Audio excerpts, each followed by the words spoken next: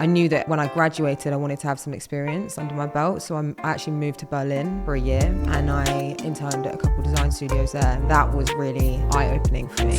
At the end of the day, you're not going to get booked. You're not going to grow your network unless you start releasing things, you know, start doing, just actually putting stuff out there. I help the musicians or the artists like form a better picture of who they are. To be a sponge, to soak up all the information that other people who are in positions that you want to be in are giving you. I would also say to do all the tedious, boring, not fun jobs because they make you a better leader in the future. Do you struggle being creative on demand? What is a graphic designer? What is a creative director? If you don't know the answer to any one of these questions, then you're going to want to tune in to the conversation I've just had with creative director Charlotte, who works for GAFFER. They work with people from a range of really interesting industries, from footballers to musicians and some of the world's leading brands. And guys, if you've been liking the content so far, you know what to do. Please make sure to like, subscribe, share, comment. It does wonders for the channel. Now back to the show.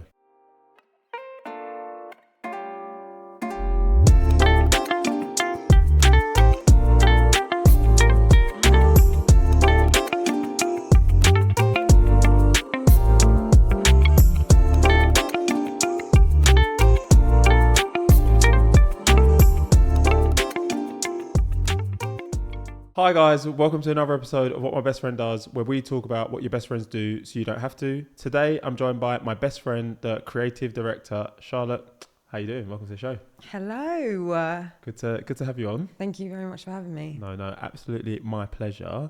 We like to start by taking it way back. What did you want to be growing up? When I was younger, I wanted to be a pop star. Okay. Just straight out. Just... Yeah, no, I'm honestly like I was a kind of performing kid. Like I wanted to sing and I wanted to dance and. Are you more Pussycat Dolls or Girls Aloud? Pussycat Dolls, 100%. Okay, 100%. Yeah. I was watching like music, like MTV all the time. Music was like a first love for me, and that was like my.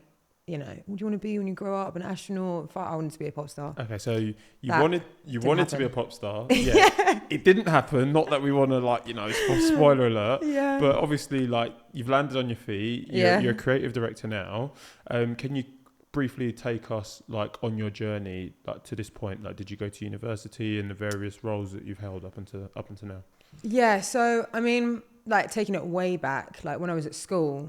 I mean, I went to a like academic school, like a good school in West London, and it was like full of high achievers, like borderline geniuses and stuff. And when you're in that bubble, and you're like, I was smart and obviously went there, and it was a good school, but I was always creative, and I always knew that I wanted to do something artistic and get into a creative field, but I didn't necessarily know what that was, and also didn't know what the what jobs or career paths were kind of availavailable to me. If only there was a podcast at the time that you could have listened to to help give you the understanding. Exactly. Because I mean, to be honest with you, like I was really good at art, good at English, drama, but I honestly thought I was going to paint for the rest of my life. I thought I was going to be a fine artist. Okay. And I guess the next step for me was because I didn't know what I wanted to do, I went and did an art foundation course at Leeds College of Art for a year. And that course is basically allows you to try out loads of different, they call it strands. So it might be fashion, it might be graphic design, it might be illustration, it might be product design, spatial design. And over that year, you try out all these different things and you specialize. And I chose graphic design. And then that course allows you, like helps you basically get into uni. So then I got into Kingston Uni. Just before we go to Kingston Uni, graphic design. I've always heard about graphic designers. Yeah. When I hear graphic design, I hear art on a laptop. So you've talked about like art and using like, you know, probably Yeah. pen and paintbrushes. When I see graphic design, it's all digital. Is that right? Am I right or am I wrong? How would you describe graphic design? A bit of both. Like graphic design is basically, it's like visual communication. So anything that you see that is basically any like typography, it can be multimedia, but any like, it could be signage, it could be branding. It doesn't necessarily have to be digital. Okay. So, you know, like you can draw, type, and then transfer it to a computer and use certain software to like bring it to life. But it doesn't always necessarily have to be digital. Okay. But yeah, it's basically every like logos, everything that you see, everything. artwork. Yeah, honestly, Okay. it is. And that's, I feel like the appeal, that was the appeal for me. It's like practical design almost. And I just felt like, because you see it everywhere and everything, Yeah. that the scope was huge. I was still very, like, you can tell I was like, I want to do everything. Yeah. And it just felt the most, it just clicked with me the most out of all of those things. You did that, you got you did the foundation course, then you've gone to Kingston University. What is it you did at Kingston? So I got into the BA graphic design course at Kingston, which was, it was the best course in the country for that. Oh, wow. So, and it was hard to get into, but I was lucky. There's no such thing as luck on this podcast. Yeah. To the listener, I worked hard, yeah. Yeah. To the listener, like, what do you think it is that helped you get in? Because there might have been limited spaces. What was the process like to get in? I remember, you know, you build a portfolio, but there was also quite a long interview process. So there's a group interview. I think there was 2 group interviews, and then there's a one-on-one interview. There's like a kind of a practical task that you had to do. But really, the Kingston course, I don't know if it's still the same now. But at the time, you know, I had other friends who had gone on to do graphic design at different unis around the country, and their courses were a lot more technical focused. And Kingston, my course was very ideas led and less technical and more kind of crafted your or like tried to get you to think conceptually. So it's all about creative thinking, and I feel like that's, I didn't maybe know it at the time, but what kind of sparked my interest in creative direction. That, first of all, that sounds sick. Just like conceptualizing ideas, because it's something that I've spoken about in this podcast. When you say like other courses were more technical, what do you mean by that? Like, it was a lot more practical when you had to like just like do drawing. Like, this is Photoshop, this is Illustrator, this is Adobe Creative Cloud. Like, this is how you do this, you know, and more, just more technical. Okay. Whether it was art, like the course that I did was more like we talk about, is graphic design digital or is it? Yeah. Not.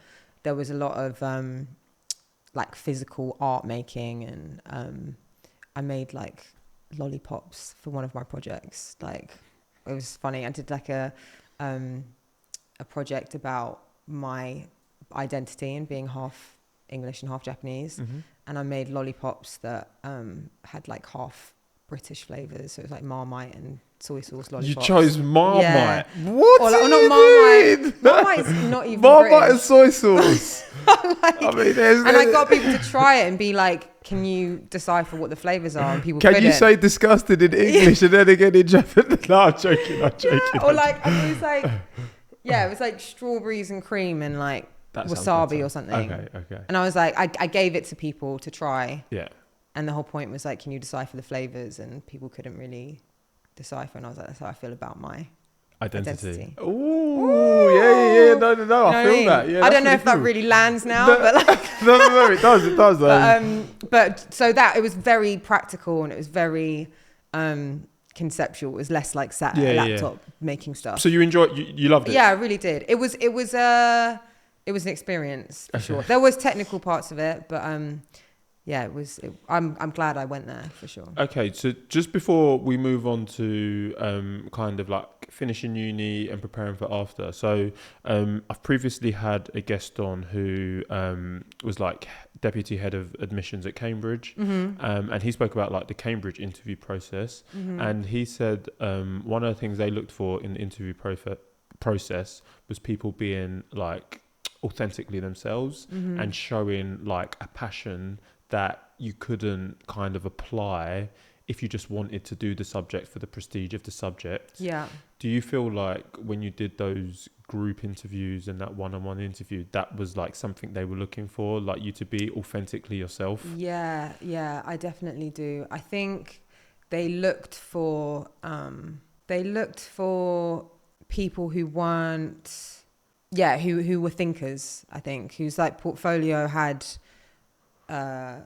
traces of just like thinking outside the box. Yeah. And also just like personalities. I mean, there's some like big personalities on my course, and I don't know if that really factors into it, but they're just interesting people. Okay.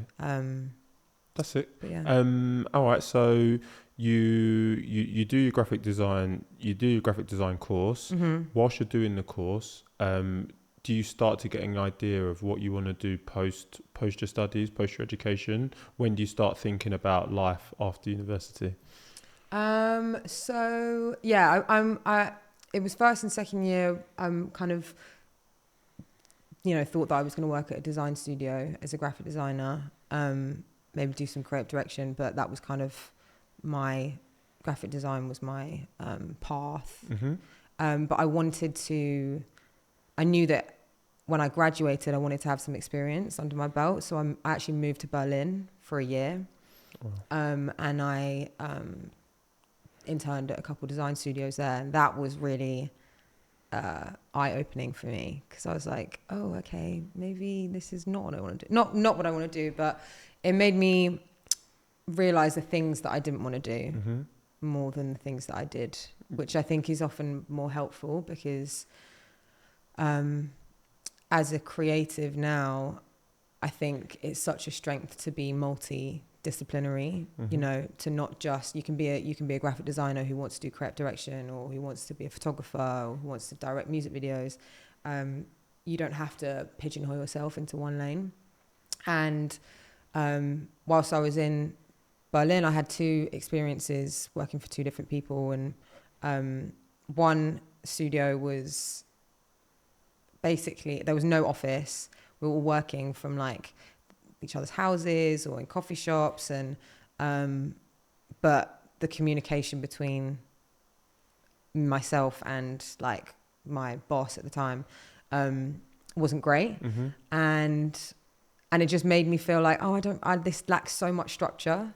And I think I need a bit of structure to feel like this is good. And then the second internship that I did was the complete opposite. I was working for a design studio that was very corporate.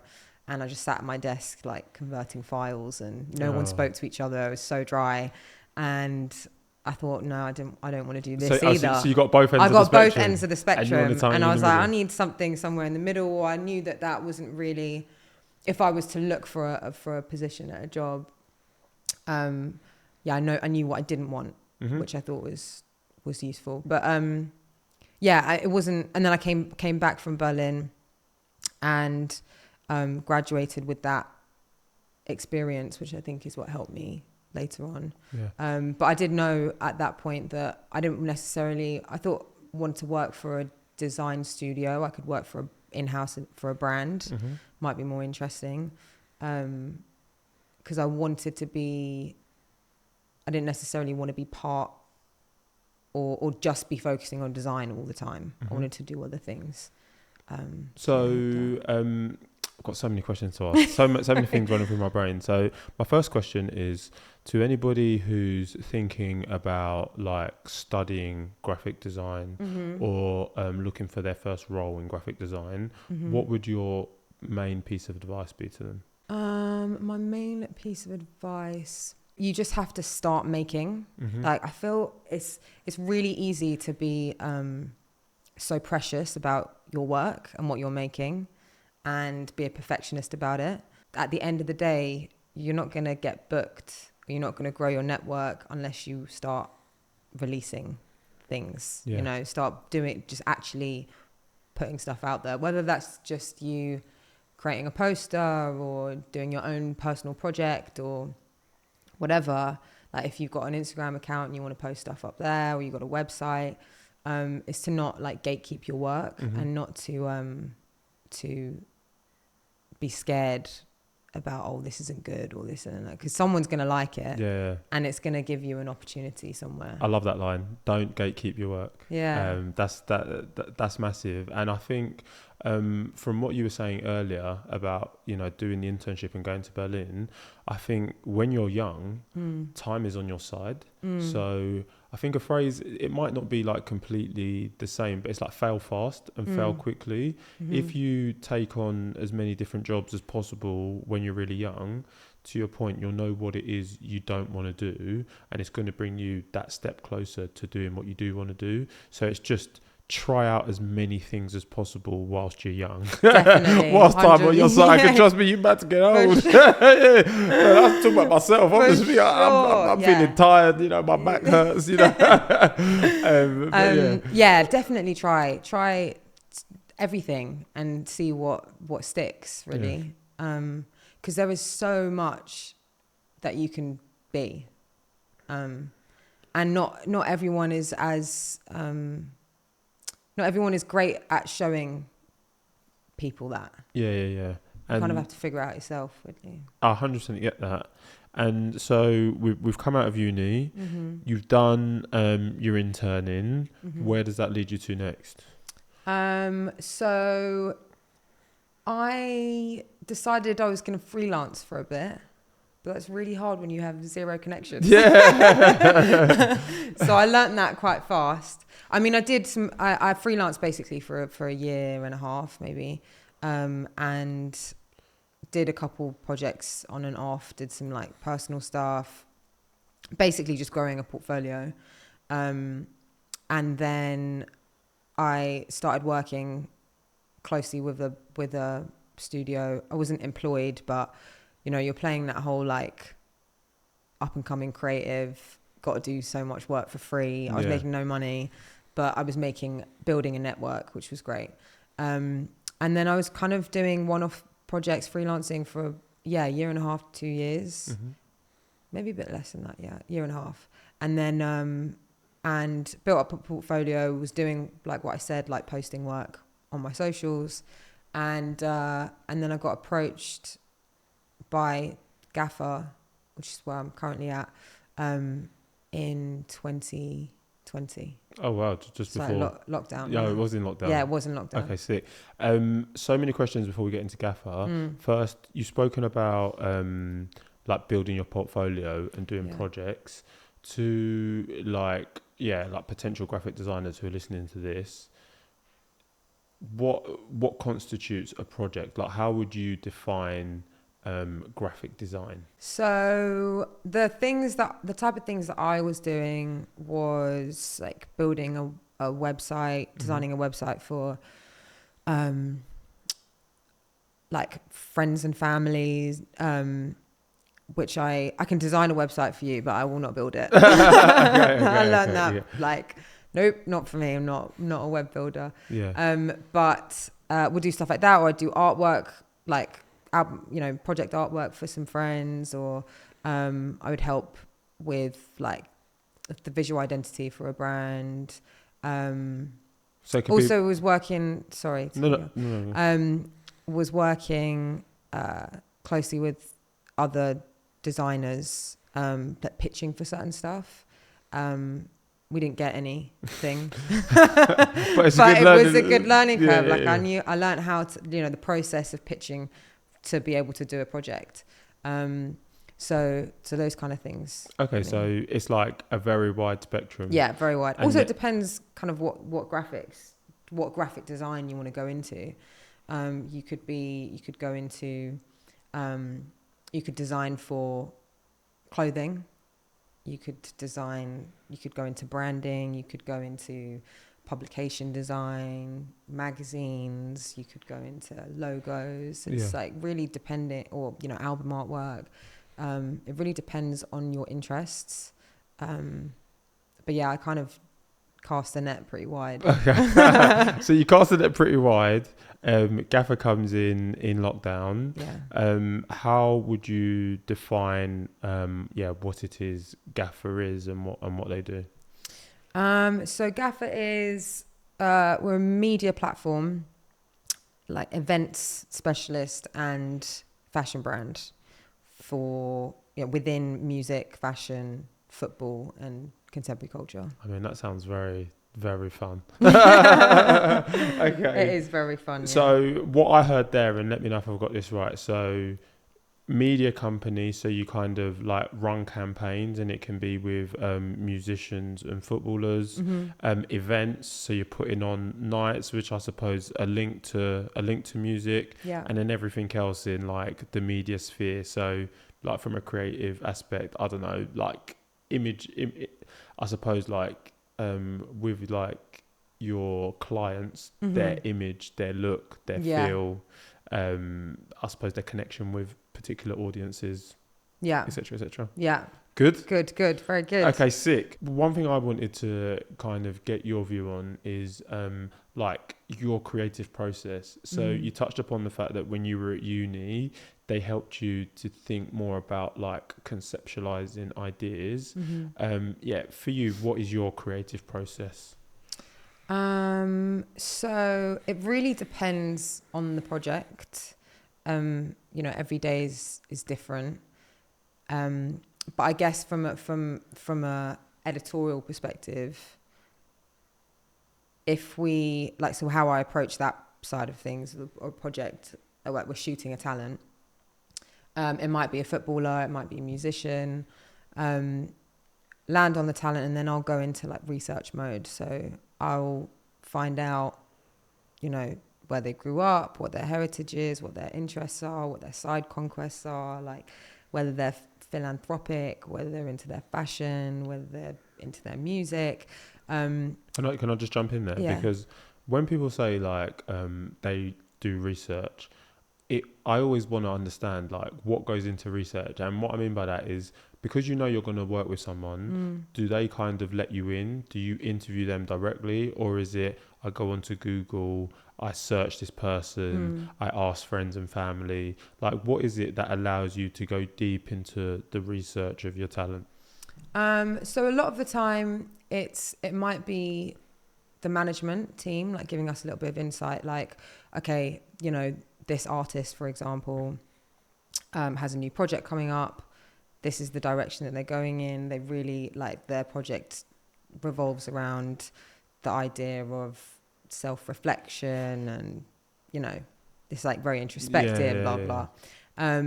Or so they'll give us they'll give me something to work off. Same with the athlete. But for the most part, we do interview the talent on the shoot day, but not prior. And really it's like it's me just like delving in online, and like finding out cool stuff about them. And then the process is because Gaffer was really born out of the idea of celebrating or championing the up and comer, as well as the more established talent, but finding out what makes them away from the pitch or away from the music. So that is like a key part of like the direction that we take with our editorials. And so I'd just find out something cool and interesting about them, and then I'd expand on that. I'd pull visual references, use certain websites that are like archives for references, and I'll go into detail about the creative direction, the photographic direction, the styling, the set design, if there's hair and makeup. Yeah, so I've obviously seen your work, and for the listener, if there are any football fans, Some that come to mind, I think I've seen you work with Yves Bissouma, who's at Tottenham. I've seen Kolo Muani, who's now at PSG. He was at Eintracht Frankfurt before. I think my favourite, who I always bang on about, Rafael Leao, gunman winger at AC Milan and Portugal. Yeah. So when so do you first have to like pitch to win the talent? What's the process like, or is the talent won and then you know you're going to be working with them? And how long do these projects kind of take? So we've kind of built a reputation for producing like really high quality editorial, and there being a point of difference than other mags or other platforms. So a lot of the time it's them coming to us. Oh wow. It might be that, you know, Rafael Leao's this wasn't the case, but it might be that someone like Rafael Leao is doing really well. We internally are like, we'd love to shoot him. So then we'd reach out to management being like, would he be interested in doing a gaffer shoot? But I would say like 85% of the time it's people coming to us, which is great. And we got to a place where there is that demand, which is lovely. But okay, so they come to you, and then like, what does the process look like from them coming to you like shooting them, releasing content? So they come to us. I'm like, great, let's land a date, because they're very busy. They're very busy, and they have a very small window where they're free. So really it's dictated by the date. Are you free here? Blah, blah, blah. Also, that changes around sometimes when, you know, if the player isn't doing so well. Does it actually? Sometimes, wow. Yeah. Or like, you know, if they're not doing so great, they might be like, we'll get, if this comes out, that I'm doing a photo shoot and whatever, like the press are going to be on me type thing. Yeah. Or it might be that one of them's gotten injured. So they're not really in the headspace to like get in front of a camera, because that's also the difference between shooting a footballer and shooting an artist, is footballers are often so out of their comfort zone. Yeah. When they've got a camera in front of them and they're in fashionable clothing. And now it's different, because footballers see themselves as a brand as exactly well. Are going hand in hand. Yeah. Which wasn't the case even like 6 years ago when we were talking to these brands. They were like, what? Football? Yeah. No. And now everyone's raving about it. So would you look at yourselves as pioneers in that way? I would like to think so. Okay, nice. I don't want to. But we definitely saw that gap. I mean, Jordan, who's the founder, CEO, my business partner, shout out. Yeah. J-Dubs. But he saw that gap a long time ago. And people didn't get it at the time. Yeah. And now everyone's jumped on it. But so can you give me an example of like a talent, whether it be musician or footballer, where you've paired them up with like a brand and that has led to like an explosion in popularity for both the talent and the brand? Yes, that is a very good one. So it's funny, we for the first couple years at GAFFER, we were working with like legacy sports brands like Nike, Adidas, New Balance, and that was kind of what was expected of us because we were in football. But we knew that we wanted to position ourselves with more high fashion brands. We ended up doing a project with a campaign with Burberry, which then led us to work with Dolce & Gabbana and Valentino. Oh, wow. And the Valentino project was really cool because for them, they wanted a superstar footballer to be in their latest collection. And we have the talent network to get them that. So we brought in Vinicius Jr. Okay. And Memphis, Depay. Oh, yeah. And there were 2 campaigns that we shot. Well, it was actually because it's a kind of unique situation because we're a media platform, we're a magazine, and we have all this cultural credibility, and the aesthetic is great, and the execution is great. The talent want to be involved because it's GAFFER, but then, and obviously it's Valentino. Who doesn't want to work with Valentino? But for Valentino, it's a value add because they're getting this footballer in what feels like a campaign, but they don't have to pay the price tag and or like commit to a more like long-standing like ambassadorship type role. Yeah. So yeah, we brought them in, shot them. Valentino loved the final images so much that then they used it. They bought the usages to use it on their websites and their own platforms. Wow. And that was in lockdown. So that was a good time for There's a lot of people at home. So like using that like Valentino example, so you have the talent, you have the shoot day. Do Valentino just ship you all of their new gear and they're like, choose what you want to style Memphis and Vinicius in? And are you literally just choosing on the day what you style them in, or is there like a whole process that goes into deciding what they're going to wear? So they sent us a lookbook, basically. They sent us the whole collection, and I'm pretty sure, from memory, that it was all available to use. Okay. So then it's kind of, they might have key pieces that they might have, like this new shoe that they're releasing, and that has to be in one of the looks. But it's also up to the stylist that we bring on board to style them in the looks, basically. But it depends. I think for that example, there may have been some set looks that they needed to wear. But then other brands might give you a big batch, and then it's up to this down to the stylist to decide what looks best on the day.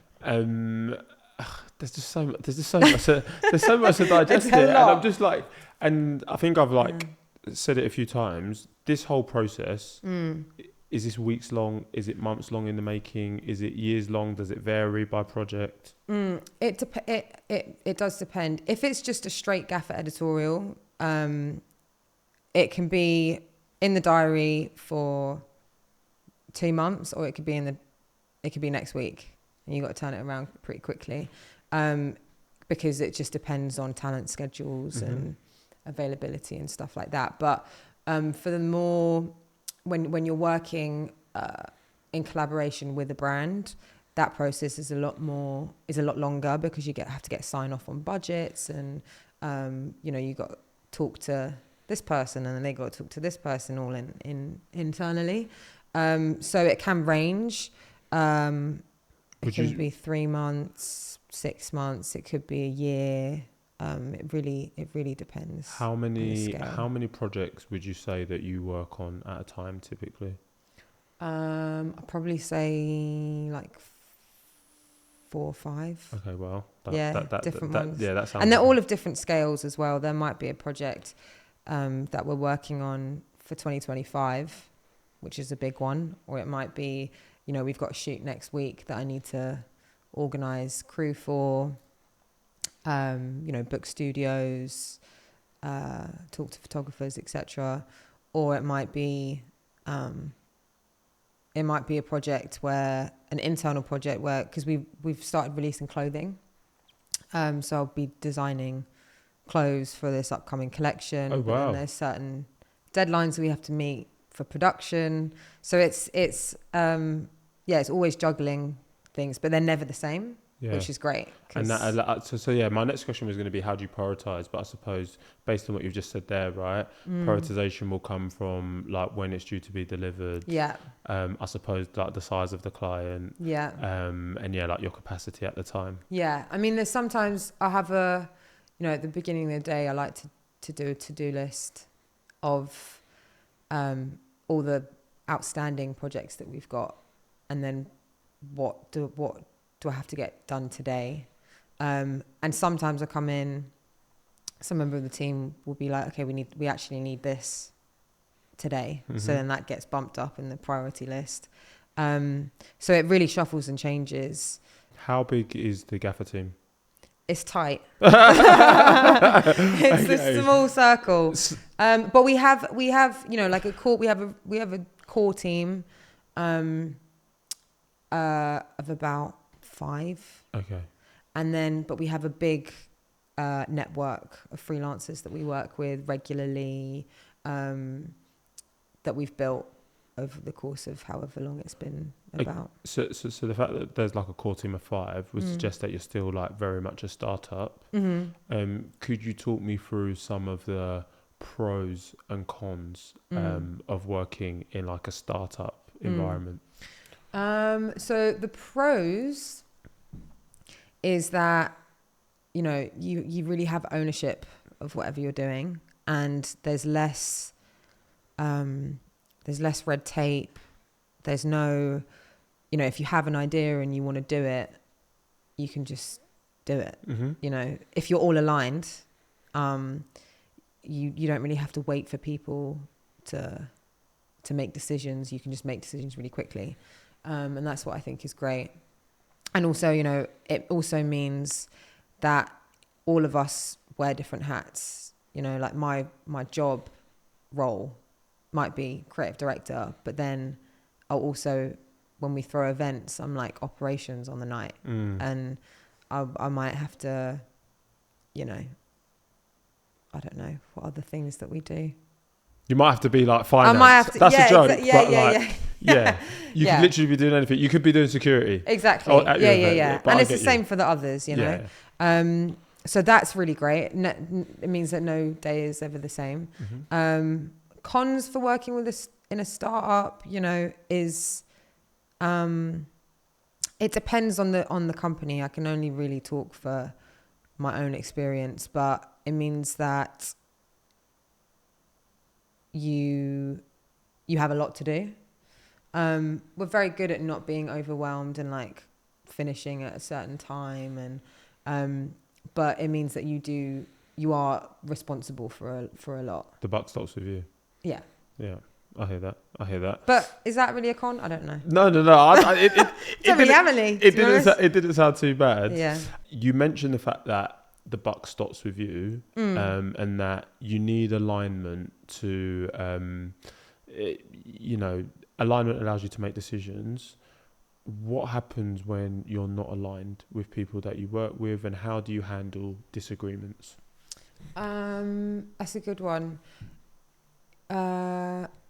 It's always what I love is, and how I approach what I love about the team, and how I approach, anything where it involves a crew or a team, is that it's always collaborative. Mm-hmm.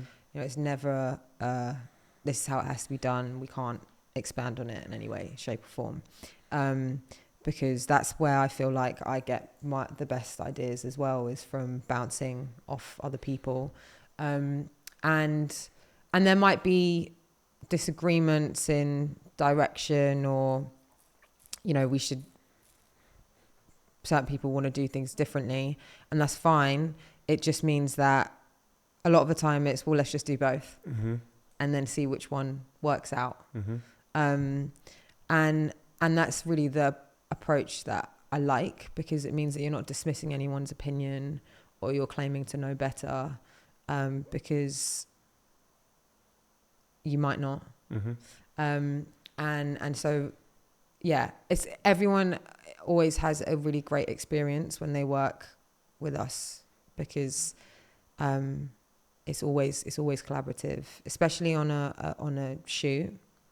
Like if I'm bringing a crew together, like this is the top line vision. This is like what I see. This is how I see the styling. This is how I see the photography, etc., etc. But really, I want it to be a springboard for the hair and makeup artist, the photographer, the stylist, the set designer, because they take that first idea and then they run with it, and it's always so much better. And I think people enjoy working with me because of that.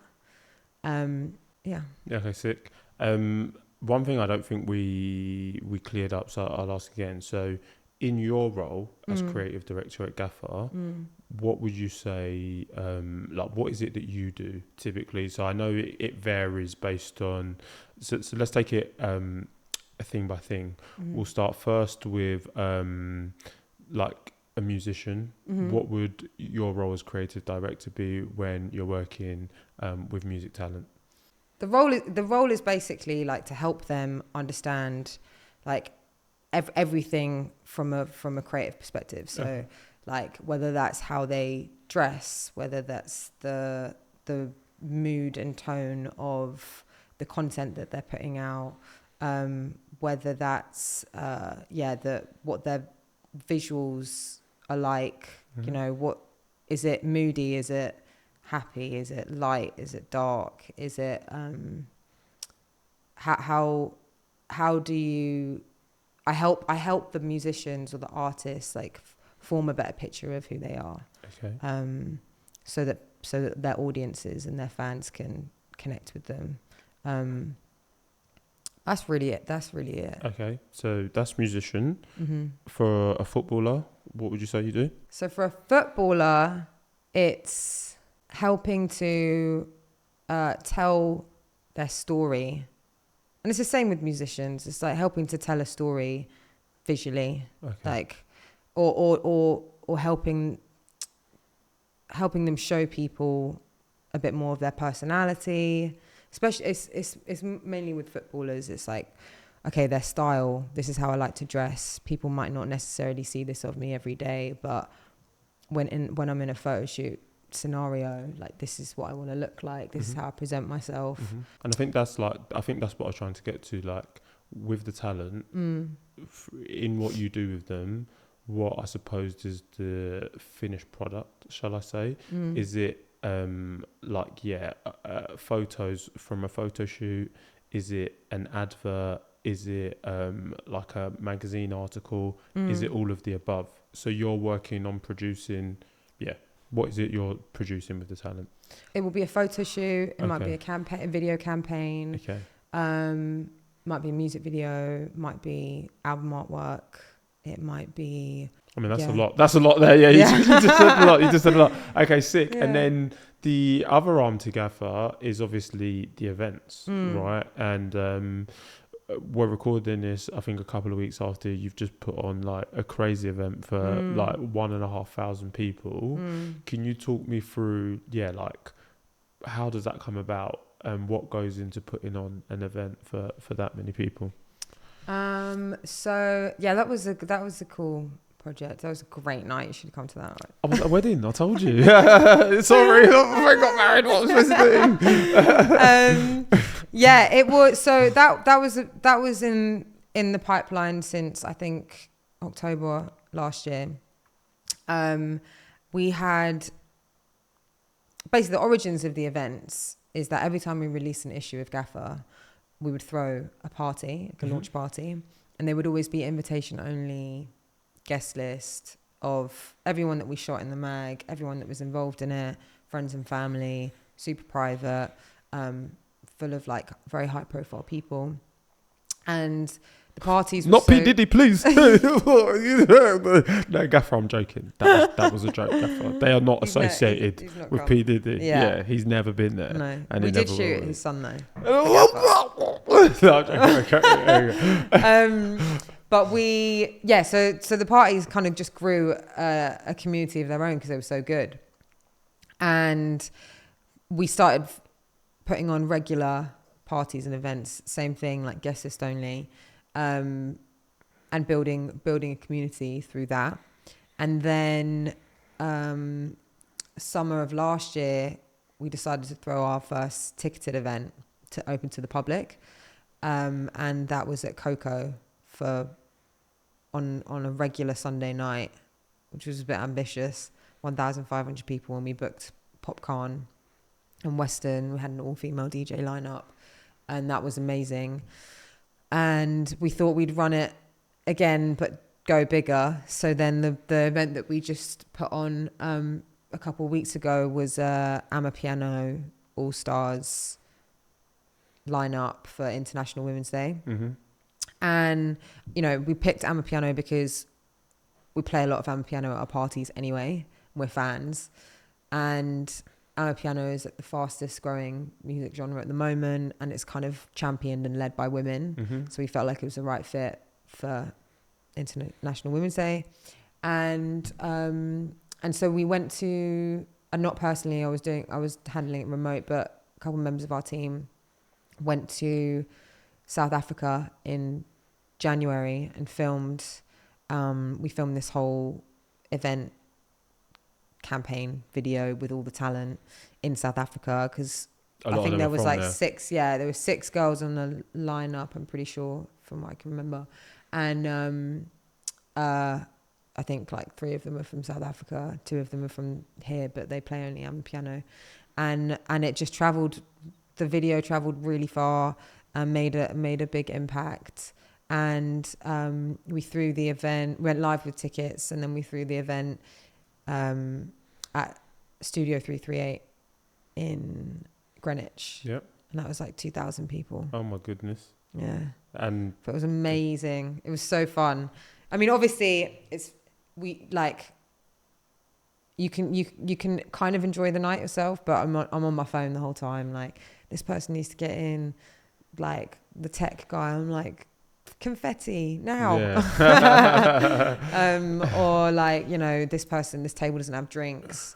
So, like, send a bottle of whatever to this table, or you're working operations on the night. So what I'm hearing is like you were like Ghost in Power at Truth. Yeah, I'm like sat there on the balcony. Yeah. You were standing on the balcony as well.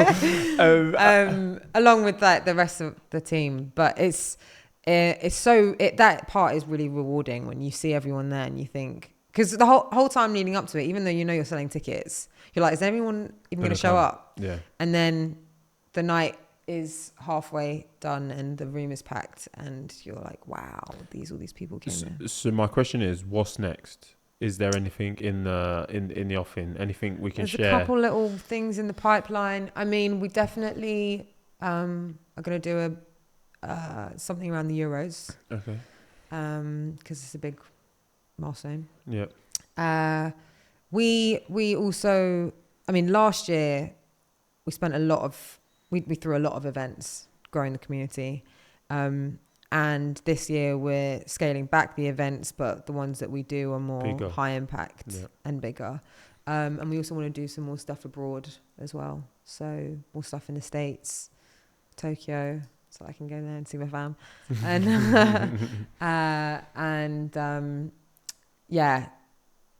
things in Africa, like South America. There's big plans. Lots of plans. Yeah. It sounds like you do a lot. My first question is, do you have any productivity hacks? To not do anything. As in, my productivity hack is to step away from whatever you're doing. Okay. Like when I'm going, like I've got a mind blank or I'm at a wall, I need to remove myself from what I'm doing and just chill. I'm a big believer in that. I can't work to 100%,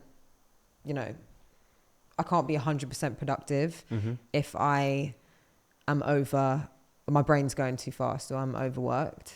I think it's really important to take a step back and come back to it with fresh eyes or a fresh perspective, or talk to someone and get their opinion.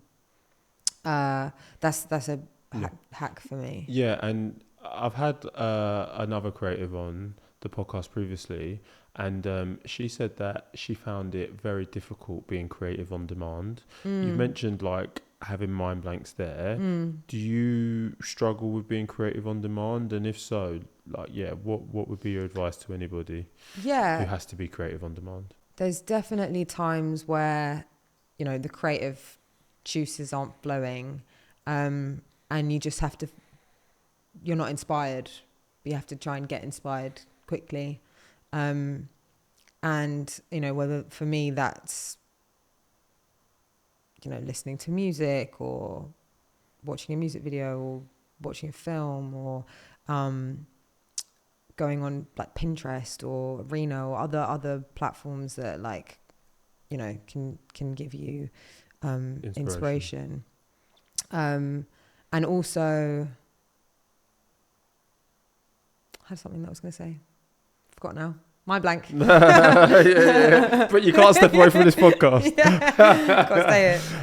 Yeah. So, but yeah, you just have to go and get inspired. Oh, that's what I was going to say.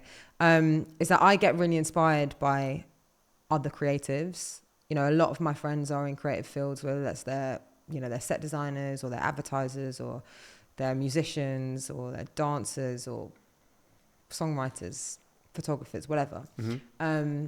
And sometimes I see things and I'm like, wow, like that's sick. Like I love that idea, or I love how this looks. And I get inspired by looking at what other creatives are doing. Mm-hmm. So a question on that, sorry to just jump in, like, do you have like an inspiration bank then? And what I mean by that is you look at a friend, you get inspired.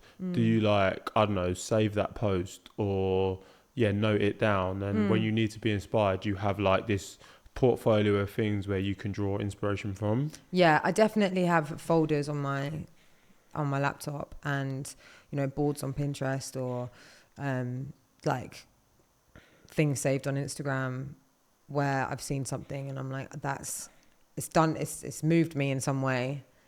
I don't know what I'm gonna take from it right now, but I'll save it for later. Okay, I have so many of those. And that's like my banks that I go to if I'm thinking like, I'm a bit stuck for an idea, or I'll just go back to those. Okay, that's good. Places. Yeah, because I think even me personally, like I listen to a lot of podcasts, a lot of like videos online, and people say a lot of like profound stuff or stuff that moves me. I think I'm very bad at like noting it down and actually like letting it sink in. And I think one thing I want to do moving forward is making sure I have that bank of clips and things that move me, so I can actually share it when the time is right, or it can help me. Because I think sometimes we consume all this content and then we don't do anything with it. But I think by having that bank, you can like I don't want to say meditate, but you can draw from it when you need that inspiration. And I also write things down. So I have like a little book, like a pocket-sized book that I keep with me. And it might just be that I've just thought of a random idea and I'll write it down in this book. That's a new thing. I've always tried to. I'm like the worst diary keeper, the worst like bookkeeper ever. But it's like a new thing of mine that I'm like trying to write down more stuff, because I feel like when you write stuff down, it sinks in a little bit more. Yeah. You heard it here first. Have a little pocketbook. It sounds like what you do is obviously very fun and enjoyable. What would you say the most rewarding part of being a creative director is? For me, it's when I get the finals back, like when I seeing the final product, whatever it is that you're doing, whether it's a photo shoot or a video or a campaign or an after movie of an event that you've put on. When I get that back and I watch it or I look at it, I'm like, wow, that's rewarding for me. I don't even care after that point. Like when we actually release it and other people see it, obviously if they see it and they like it, that's great. But if I like it, I'm thinking like other people probably do. So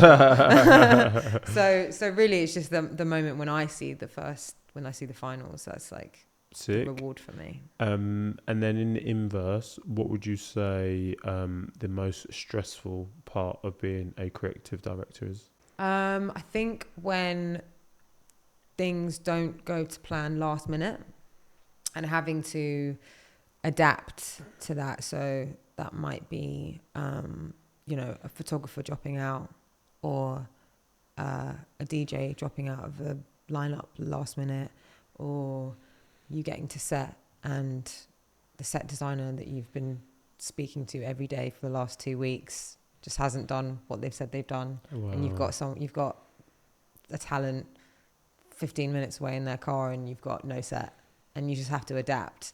And it's always fine. And I do think that's like a mindset that I try and adopt, is like, don't you know, can be a stressful situation, but how you handle it is everything. Mm-hmm. And I try not to think about it too deeply. Like, okay, yeah, this is not good, but let's think of a solution quick. Yeah. And it's always fine, like whatever it is. Yeah, nice. And then we were talking off camera. Like, how do I ask the question?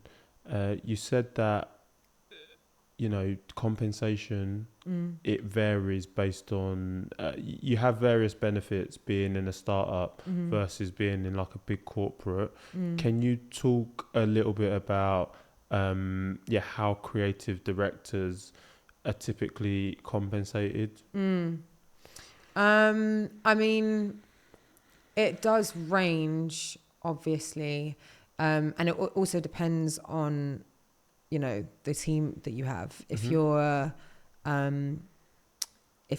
someone who you have you work for a big brand and you're in charge and managing an internal team of like 25 people, your you know, financial compensations, you know, your financials are going to be higher than when you're working with a startup and you're, you know, solely the creative director and you are the team. Like, then it's slightly different.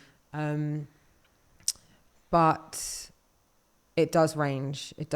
And I mean, for me as well, like I'm still at the beginning of my journey, and having only really worked for one company, like one brand, one company, you know, I can only go by my own experience. Well, we're not going to put you on the spot and That's all right, and get no you to worries. divulge specifically and what you get. Would you say with everything that you do that you've got a good work-life balance? Yes, I do. But my work and life is kind of blended. Yeah. It is just. And you love life. what you do, right? And I love what I do. So it's like, is So it it's really fine. work? Yeah. Exactly. And it's for now it's cool. It all just blends into one. Okay. And even though it blends into one, in the times where it might get too much, how do you unwind? I watch TV and I cook. Okay. That's my vibe. That's it. Or I might read, or I kind of need to switch off when I'm supposed to chill. I like to chill. I'm a big chiller. No, we love it. We love it. To anybody who, we kind of asked a similar question earlier, but to anybody who's thinking about getting into a creative field, it doesn't necessarily have to be graphic design. What would you say to them? I would say to be a sponge, you know, to soak up all the information that other people who are in positions that you want to be in are giving you. I would also say to do all the tedious, boring, not fun jobs, because they make you a better leader in the future. In my background is in graphic design, but that makes me a better creative director because I understand if I'm asking a designer to do something, I understand fully how long it's going to take, what the process is. You know, I'm not asking them to turn things around in a day. An unrealistic time. Yeah. And I think, you know, it's the same. It doesn't have to be graphics, but it can be something else. Like, it just makes you try and do everything. Try and be a sponge and soak it all up to the best you can, and it'll just make you better. Yeah, a better 100%. Creative. I like. It's funny you say that because I just released an episode this week with somebody who works in like music and events, and he said the same thing. Like, do the jobs that no one else is willing to do. Definitely. By doing those jobs, you actually get a lot of exposure into roles that you do want to do, and you get a lot of face time and air time with people who can potentially push you into those positions. Yeah. In the future. So I think doing the jobs that no one wants to do is something that we've heard before on the podcast. I think is a great piece of advice. And it's character building as well. Yeah, it actually is, right? You build up. Where does Charlotte see herself in the next 5 and 10 years? 5 or 10 years. I mean, yeah, I want to be I want to be rich. I want to be happy. Those are my two things. But no, I want to like, I would love to. You're going to enjoy one of the quick fire questions. I would love to direct or creative direct some like big budget music videos or campaigns, like fashion campaigns. I would also love to, take what we're doing now at GAFFER to new heights, make it a kind of a global name that people recognize. And I also want to have my own clothing brand. Oh, yeah. What would you call it? Can't tell you that yet. No? Wow. It's all top secret. Okay. Not gatekeeping my own ideas, of course. Yeah. Oh my God. But yeah, I mean, it's very early, but like, it's just something that I've always thought in my head. Like, I would love to do that. And have, is it going to like, be centered around you having like dual nationality? Kind of. Yeah. I already kind know. of. I already know. Actually, I'll tell you off camera. Okay, yeah. Six. Yeah, you said you want to work on some big music videos. You said you want to work with some big brands. Yeah. Who would be the ideal music person that you want to shoot a video for, and the ideal brand? I want both. Manifest it. Okay, so in my first thing that comes to my mind for a musician artist would be Rihanna. Okay. I just think she would just be so fun to work with. I think, and very down to do anything. I mean, she's just a super creative person anyway. And brand wise, Not allowed to say Fenty. No, not Fenty. Yeah, because that would be Rihanna anyway. No, I don't. That's a very good question. I've never actually. I mean, it sounds silly, but like, you just know you want it to be big. Yeah, I just know I want it to be big. Like fashion. Okay. Yeah. We got it there, Yeah. Charlotte. This has been such a sick convo. We're not done yet. We've got a quick fire round. Cool. I'm gonna draw from my phone. You ready? Mm-hmm. Money or happiness? Oh, both. Yeah, miss. I want to be rich. Both. Would you rather work with a client who provides clear, detailed briefs, or one who gives free rein to interpret their vision? I mean, like the second one. Okay. The so second just one. But you also, that can kind of get a bit messy because really a lot of the time clients don't know what they want. Okay. And don't give you direction. You do X, Y, Z, and then they always just go back to the first thing anyway. Oh God, really? So you're like, so free rein, but rein, but like give me some direction. Yeah. Okay.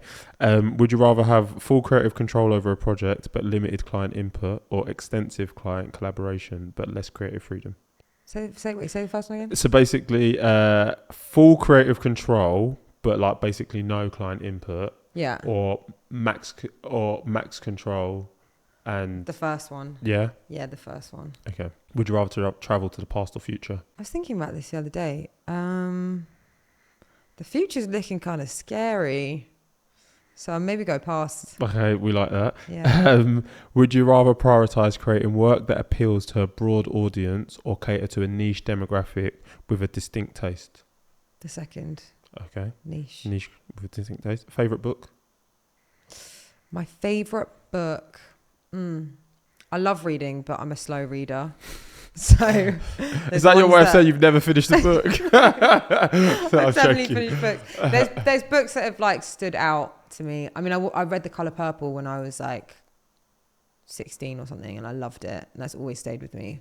And then, I mean, I'm reading a book now called A Little Life. That one's great. But a book that I read recently was called East Side Voices by this author called Helen Lilly. And it's an anthology of essays about East Asian people growing up in Britain. And I just thought it was super funny and a great read and very insightful. What's it called? East Side Voices. Okay, East Side Voices. All right. Yeah. We'll link that.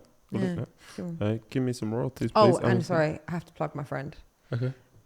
A book that you have to read is Maps of Our Spectacular Bodies by Maddie Mortimer. Okay. An amazing book. It will really do stuff to you. It's so moving. The most well-written book I've ever read. She's a superstar. Okay. So you should read that. Shout out. Who did you say it was? Madam Mortimer? Maddie Mortimer. Maddie Mortimer. Okay. Yeah. We got that. Would you rather have a team of specialists who excel in one particular area of creativity or a team of versatile generalists who can do a bit of everything? Oh, these are hard questions because it's always like a little bit of both. But the specialists. Okay. Specialists in one thing per Yeah. person. We like that. Yeah, definitely. Who has it easier, men or women? Men. I bet everyone says that. You'd be surprised. Really? There's been a couple of people that haven't said it. Dear. But it's kind of a trick question, and you should say men. So well done. Yeah, Passing test. thank you. And then final question. You kind of already answered it, but I'm going to ask it again. Who would be your dream client? Dream client. I mean, yeah, I would love to work with Rihanna, but I feel like that's quite a generic answer, isn't it? Because who doesn't? But I really don't know. Rihanna it is. I don't know. There's so many. Who comes to your mind as I've just said that? What as a dream client to work with? Yeah. I mean, probably like a Prada or something. Okay, then that's fine. Yeah. Yeah. Or like there's brands that like I have in my mind, like Benetton. They used to do these amazing ad campaigns. Maybe you could revive them a little bit. I don't know. Yeah. Well, quick fire wasn't so quick. But Charlotte, no, this has been such a great conversation. We do like to end with a closing tradition. Mm-hmm. So knowing everything you know now and with everything that you've been through, what advice would you give your younger self? And would you still be doing the same thing? Advice that I would give my younger self is just to be confident in your abilities. That you're capable of doing like really cool things, and just be confident.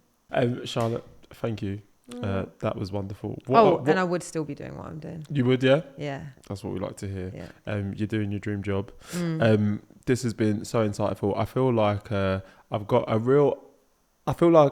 better understanding of like creativity, graphic design, what goes into putting on lots of great campaigns. So thanks for your time. How have you found it? I've had a great time. Yeah. I maybe waffled a little bit, but No. I tend to do that. No, but do you know what? I think, the purpose of these podcasts, it's a bit like what you're saying at the start, right? It's for people who don't necessarily know what it is they want to do. And it's about listening to people who have walked the walk and are there.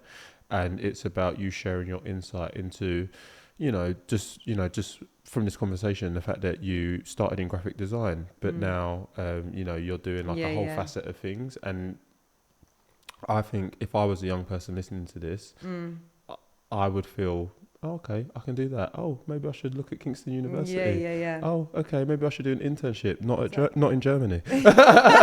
So there's lots and lots and lots. Yeah. So thank you. Oh, no. Thank you. This has been an amazing conversation. No, guys, you know what to do. If you've gotten to this stage, like, subscribe, share, do the thing. We're trying to take over. This has been another episode of What My Best Friend Does. If you didn't know, now you know. Over and out.